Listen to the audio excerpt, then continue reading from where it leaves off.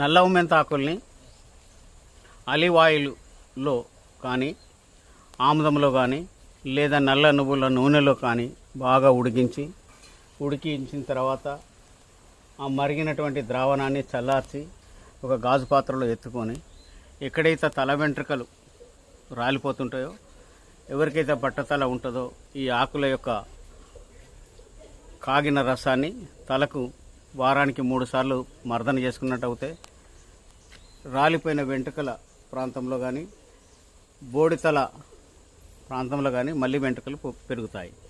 అంతేకాకుండా మానసికంగా ప్రశాంతంగా లేని వాళ్ళు ఈ ఆకుల యొక్క రసాన్ని తలకు పట్టించినట్టు అవుతే వారానికి ఒక 3 సార్లు పట్టించినట్టయితే మానసిక ప్రశాంతతతో పాటు మానసిక రోగులు బాగై మనకు ఆరోగ్యంగా కనబడతారు. మానసిక ప్రశాంతత వాళ్ళకు దొరుకుతుంది. తప్పనిసరిగా ఈ యొక్క నల్ల ఉమ్మెంత ఆకుల్ని చూడండి. ఇది నల్లగా ఉంటుంది కాబట్టి నల్ల ఉమ్మెంత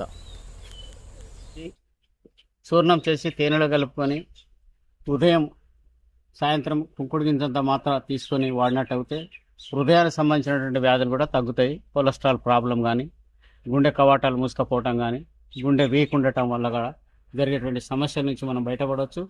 అంతేకాకుండా ఈ ఆకుల్ని 1 కిలో ఆకుల్ని సేకరించి 1 కిలో ఆముదం నూనెలో ఉడికించి పగలని క్యాన్సర్ గడ్డలపై కనుక ఆ ద్రావణాన్ని రాసినట్టయితే 1-2 రోజుల్లోనే క్యాన్సర్ గడ్డలు పగులుతాయి.